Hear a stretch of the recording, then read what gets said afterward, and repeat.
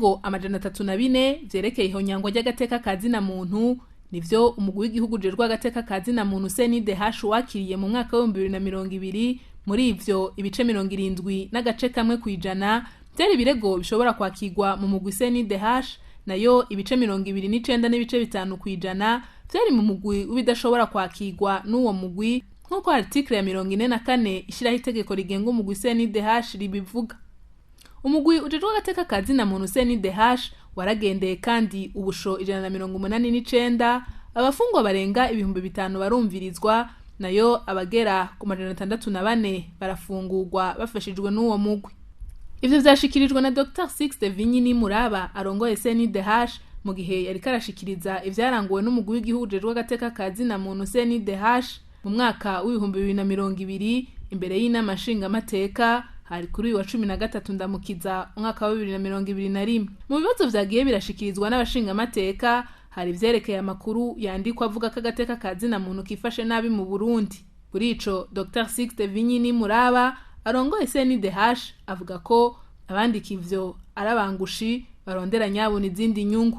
Ngerageje kwiyumvira nsanga abandika baba bafise naho umuntu atamenya ikibatuma bandika, twomenya ko nko ku mugwi w'igihugu wigenga ujejwe agateka kazina muntu turi mu gihe kidasanzwe. Turi mu gihe kidasanzwe kuko twabamenyesha ko mu kwezi kwa kabiri ariho twatanze impapuro zituma tuja mu bantu barondera gusubira kuri statut A. Kuronka statut A rero twerekanye n'ibikorwa tumaze iminsi dukora vyerekana ko independance ya commission tuyishigikiye kandi tuyishira imbere, bituma abantu bamwe babona yuko commission igira intambwe bagaca bagerageza kuraba ingene boza barasukamo amazi no mu bikorwa tuba twakoze.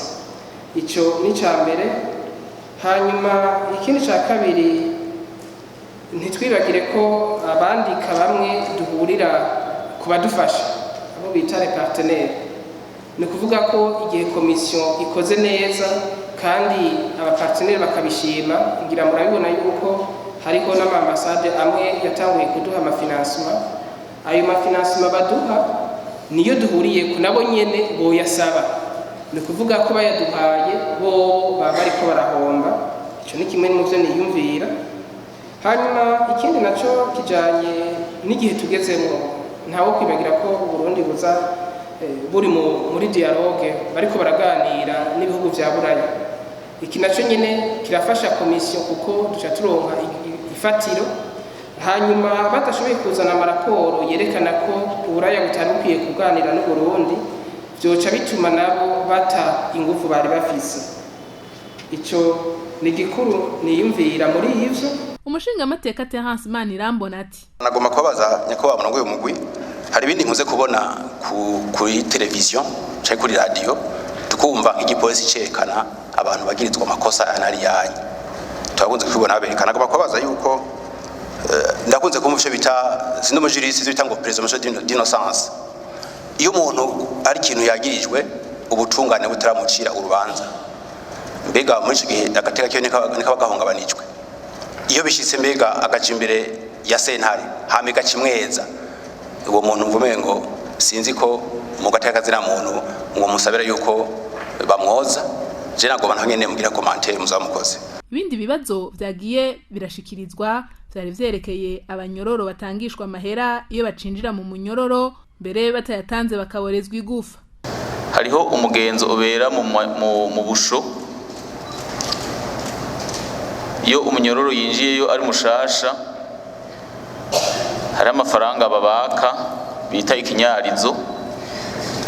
Ayo mafaranga iyo umunyororo yihenza akinjirayo atayafise arakorerwa mabi ateye ubwoba, ku buryo jewe nigeze kubona umunyororo abanyororo bagenzi we bakataguye n'ugwembe kubera yabuze ayo mafaranga atanga. Sinzi iyo mugize ayo mavizite mu busho yuko ico kibazo mpora mugikurikirana cyako muba mufise amakuru ajanye naco, ko numva naco ari kibazo kijanye n'agateka kazina muntu, kuko namwe muriko murakurikirana agateka k'umunyororo. Ico kintu nkubumengo rero naco mu gishira mu byo mukurikirana cyane kuko kirahungabanya agateka kazina muntu cyane k'abanyororo. Ikindi kibazo cerekeye umupfasoni Krista Kaneza afunzwe ngo yoba yarabujijwe uburenganzira bwo konsa umwana wiwe. Hari umukenyezi cyangwa umupfasoni yitwa Kaneza Krista afunzwe, hanyuma akaba yarasanzwe yonsa umwana atarashikana n'amezi 5. Twarumvise yuko yoba yarabujijwe, uwo mwana yaratswe uburenganzira bw'uko ashobora kuja konka canke uwo muvyeyi akonsa ikibondo ciwe. Hamwe vyoba ari vyo, twagomba tubaze umurwi CNDH ico okora kugira ngo ubwo burenganzira ico kibondo catswe kandi ari kintazi kugira ngo abusubizwe. Kuri ivyo bibazo vyose urongoye CNDH arishura ati kuri televiziyo turakunda kubona igipolisi berekana umuntu yagirizwa icaha. Twe muri CNDH tuzi ko kwerekana umuntu yagirije icaha bikorwa n'ubutungane, ntibikorwa na gipolisi. Hanyuma nibwo butungane nico bita peine complémentaire, ni kuvuga ko umuntu aba yakoze icaha kirengeye baramuhana mugabo bagaca barenza ko ico kindi gihano. Iki naco ni nsubira kubasaba muzobaze ubushikiranganje bujejwe kugira ngo babahe umuco bikwiye. Ati ubuzima bw'abanyororo, twebwe ibijanye n'ubuzima bw'abanyororo bari indani buraba administration yaho kuri prison. Ni kuvuga ko ntitwinjira dans la gestion interne y'ama prison.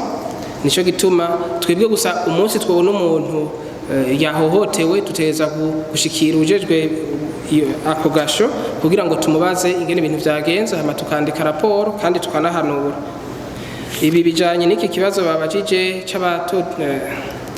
c'ababarizwa igufa kubera batatanze ibuji canke ikindi, navyo nyine murazi ko bitemewe n'amategeko, ariko dutegeza guca tuja kuraba amareglement d'ordre intérieur y'ayo mazu ico avuga, hanyuma tukanahanura. Eriko hariho n'igihe usanga abantu bataronse umwanya ukwiye wo gusoma amategeko kugira ngo bamenye ikizira.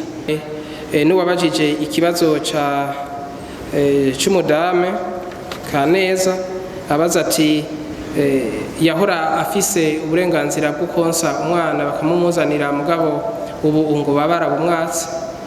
No bamenyesha yuko nibaza ko kuva gifatwa ubwo burenganzira ntabwo yari afise. Nibaza ko CNDH ariyo yahamagaye inzego zitandukanye ikayibwira yuko bateza kumuha accès ku mwana kuko na les droits de l'enfant ziba violé kandi baravyemeye.